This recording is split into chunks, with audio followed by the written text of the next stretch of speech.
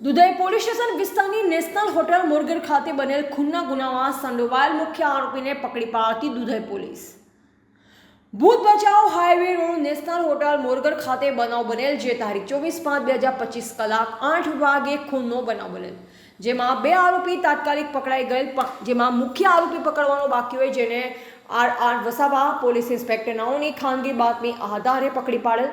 આરોપી નામ કલ્પેશ પુરી વિસનપુરી ગોસ્વામી, ઉંમર વર્ષ 22, રહે મોટી હમીરપર, તાલુકા રાપર, જિલ્લા કચ્છ, હાલ રહે મમુઆરા, તાલુકા ભુજ, જિલ્લા કચ્છ વાળાને તારીખ 28/5/2025 કલાક 19 વાગ્યે ધોરણસર અટક કરી કાયદેસરની કાર્યવાહી કરવામાં આવેલ.